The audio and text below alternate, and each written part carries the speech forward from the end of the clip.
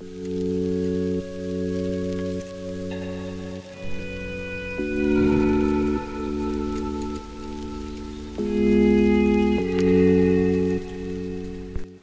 the first snow. It's so nice. I mean, it probably won't be here for a long time, but for now I'm pretty happy.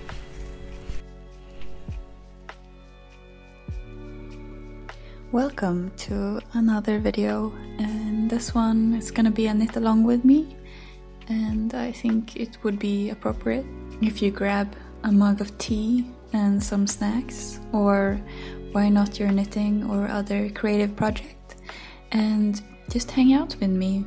I'm making these mittens for my partner with a pattern that he designed.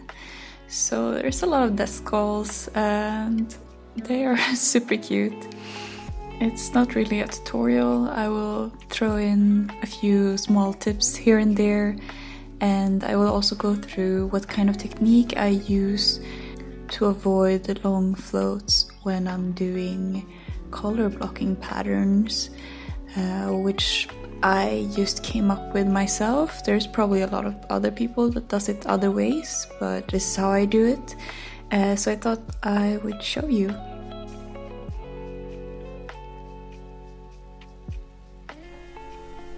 Okay, I thought I would show you how to do like these big color blockings without loose threads on the inside. So you get this kind of pattern instead. And it's really easy to just knit with two colors at the same time. I've been knitting with like a few more, so it's a little bit more tricky. But let's start with this. So now I'm on white here. So what I do is I take the black yarn and I just cross it over and hold it with my finger, and then I knit a white one. Then I cross the black one over the other direction so they don't twist up, because it becomes like a big mess. Do another one, and then I do that back and forth. And if you realize you have a twist, you just put it over in the other direction until there's no twist anymore. So it's pretty easy, and you don't have to like think so much about the tension. You just put it over, like you don't try to have it tight or anything. You just put it over, hold it with one hand, and then now when I change color, you don't have to put anything over anything, because when you have two colors it won't matter. So I just start doing the black one, then I put the white one over, knit again with the black, and then put the white one over. Yeah, they will look like this on the inside. Usually you can't do like these long parties of one color, because then the threads in the inside will be really long. But with this method it's no issue. Like here I go this whole back side that is whole black, but I just knit with the white on the inside, and it doesn't show out through it, so I think it's working pretty well.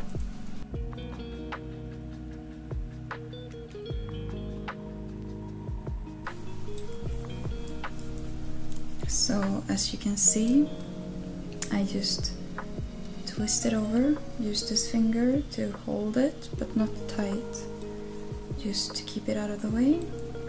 I do a stitch, twist it over, use this finger to hold it, make another stitch, and then you continue like that. It's a little bit tricky in the beginning, but after a while you will pick up the motor skills, so it becomes more like a habit. And I would say it's pretty easy, and you have very even tension throughout your knitting too, which is really nice. And here we're back to the pattern again. I'm just gonna look at this other one that I've already made and see where I should start with color. So it's like one stitch in, so I need to already start picking up the gray one. So now I'm gonna do 3 colors in this small part, which means that like a few stitches before I pick up the thread I left from this last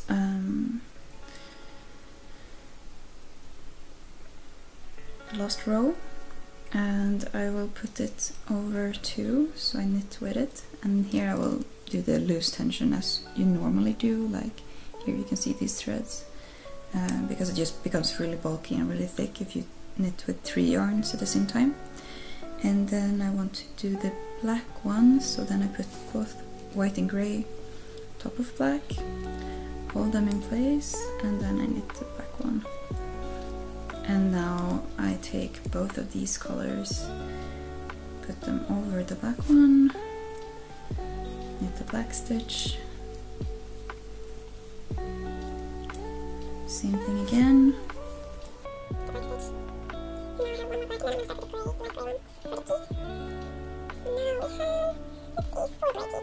I'm just gonna instead put the white and the black over the grey, and then I'll knit a grey one, put them back over, knit one more grey,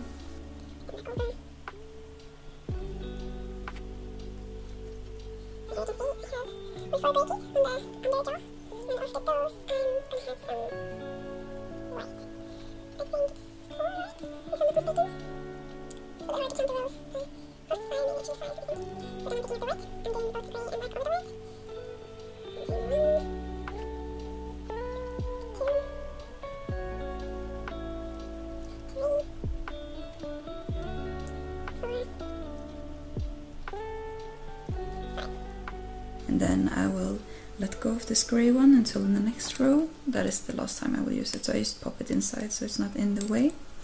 And now I'm just doing black and white for one more row all the way around.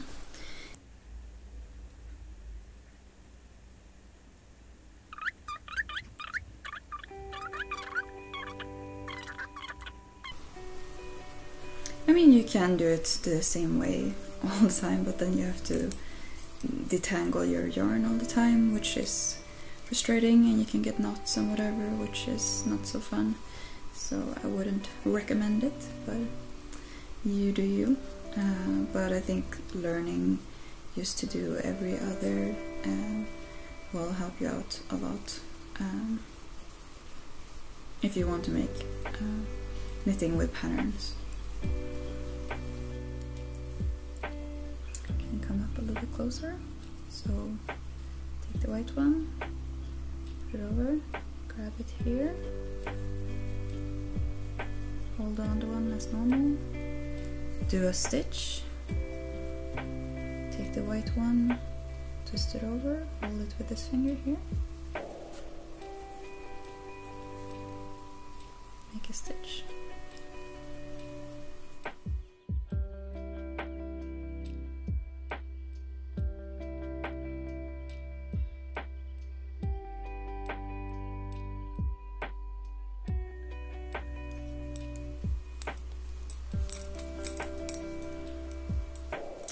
And there you got it.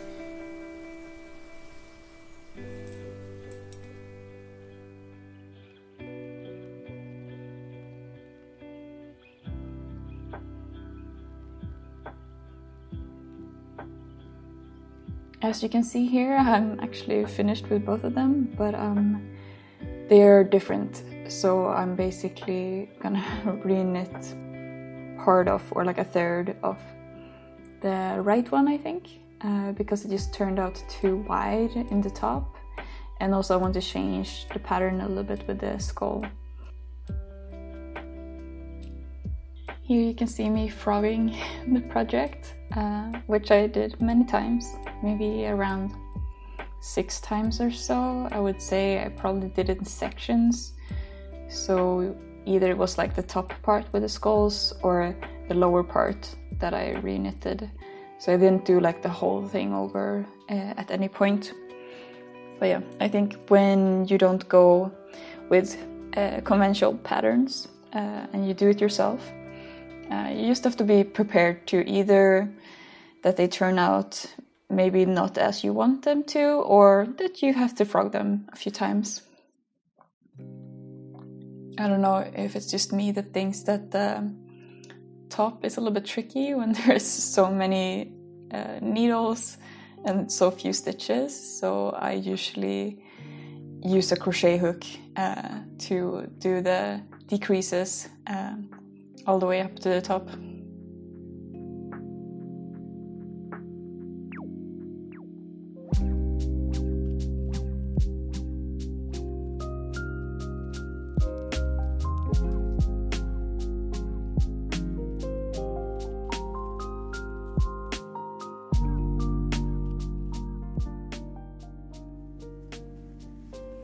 So I decided that I want it to be double, the ribbing, because I'm gonna line the rest with this fleece, so it will be very thick, and I just want to match it. So I've already done it on this one, so I just pick up stitches along this one and knit until I have the same, and then like fasten them in here. And I do that with a crochet hook and just pick up one for each stitch. Then I'll just transfer them to one of the needles.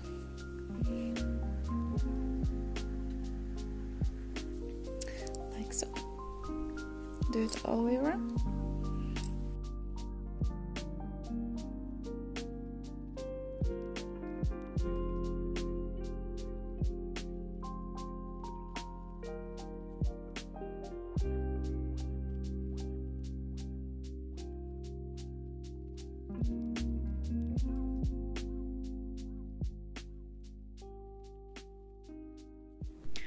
I just wanted to quickly pop in here and show you what I'm using for yarn. So I'm just recycling it from a sweater that I got from the thrift store. And someone have just washed it too warm. And because this piece here is 100% wool, it just matted together really badly. So it's a little bit difficult to get the thread unraveled, but if I just pull it, it's usually fine. And then they have this thinner yarn that is some blend, I think, here. But this is everything that is like left of this shirt, because I also used it for my chunky boy that there's also a video for. So yeah, there's not a lot left, but I'm gonna use this part to finish the mittens. I'm gonna unravel some more, yeah.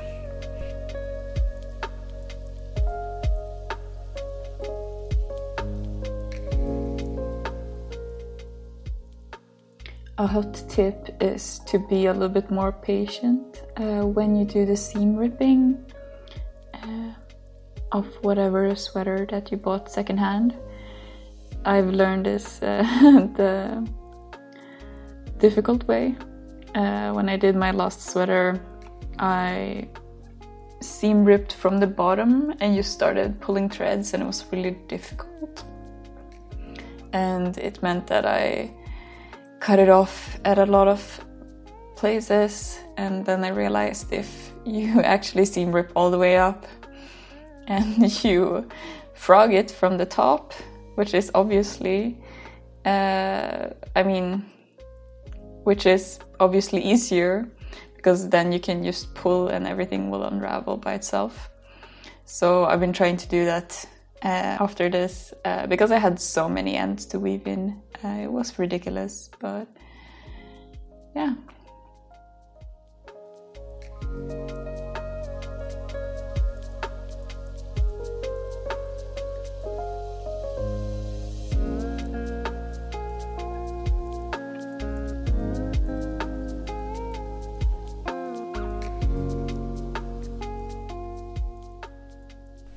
Now I'm just gonna weave in the ends. So I'm just threading this end onto this knitting needle, and then I'm just going into one of these columns, and I'm like twisting on around 4 of the stitches.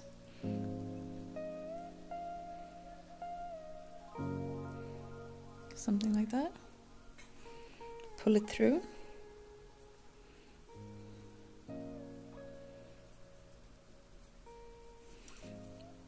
And then I go through like one of these pairs, like this.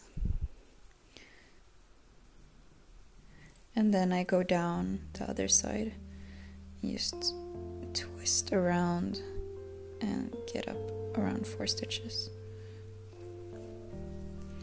Pull through. Then I just yank a little bit at it so it's in a relaxed state. And then you can cut the end off. Boop.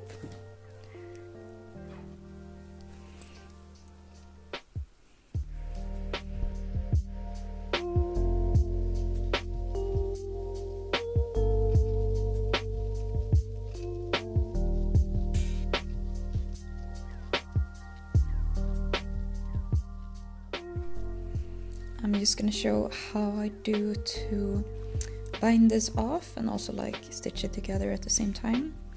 So here we see the knit stitches, which means the behind it is a purl, so you can line up it with a purl too because they're even. And then I'm just the first row here that is not ribbed, just grabbing a stitch there, going through here, and then pulling it through. And then I'm releasing that from the needle. And then I'm doing the same for the next one. So this one is a purl, which means I'm looking for a knit on this side, and then the stitch above, and then go through.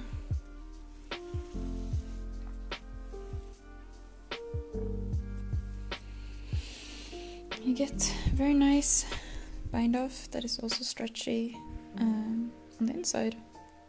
So if you don't want to do the lining, you can do this and then consider it done, like weave in the loose ends. So what I'm doing here is that when you pick up stitches to do the thumb, it usually leaves this kind of hole. And I'm not doing this in any specific way. I'm just like stitching back and forth until it's filled up. There is probably a proper way of doing it, but I don't like doing things too proper. So yeah, I just stitch back and forth, try to not pull too much so it still looks normal, and like hide my stitches underneath all the rows of stitches basically. And there you have it. You stitch up the holes for the thumb. There is usually one on each side.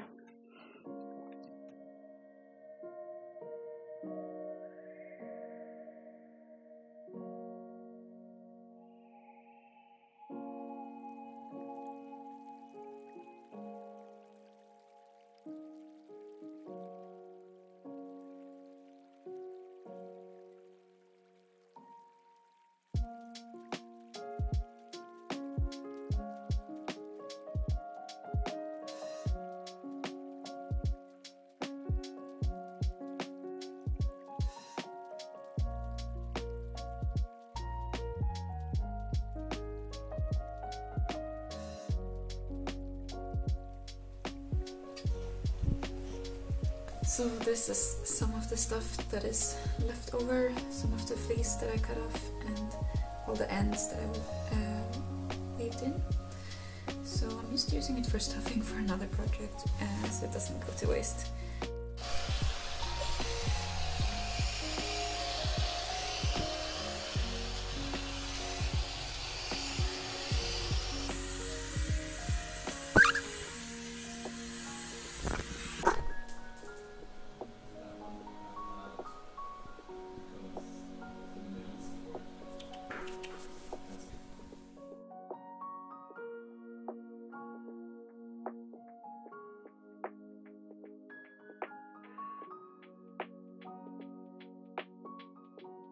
Here I am doing lining for these mittens, just so they're gonna be extra warm. So I just got some plain fleece fabric, and I found a pattern online, I'm pretty sure. But I think I made it a little bit bigger, if I'm not mistaken. If I find the link again, I will link it down below. But it was pretty straightforward, not super hard. You just have to make sure that you use very slim seam allowances, and that when you come to the corner or the turning point, you have the needle down and then you pivot and then you continue stitching, as you can see here. I also did reinforce it a little bit at that point because it's just the point where it will have the most strain.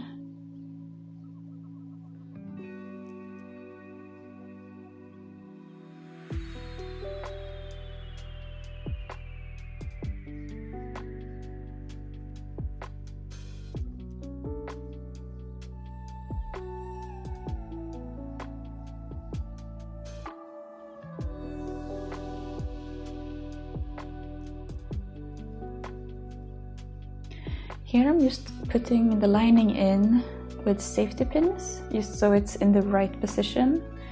Then I turn it inside out.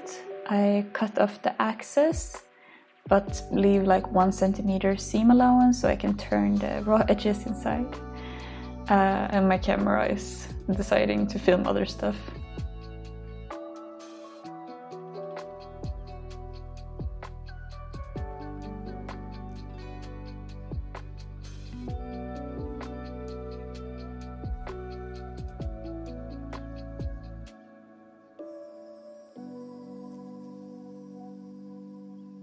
Turn the seam allowance inwards, and I just wanted to match up with where the ribbing starts. And of course, like, distribute it evenly throughout the whole mitten.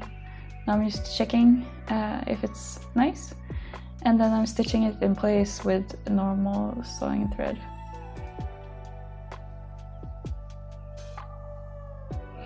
And here is the finished result. I'm very happy to be finished with this project. As I said before, it took me around a year of redoing multiple times. But yeah, I think they turned out really good. I'm really happy with them. The pattern is really cute, all these skulls and also a small heart. I will say though that doing the dagger when it's like light gray, dark gray, white and black for a few rows, that's not fun. But other than that, it was pretty okay. Like, if you just have 2 colors, that would be fine. Also, of course, you have to do the testing, see if they're pettable. Thank you so much for watching, and I'll see you in the next one.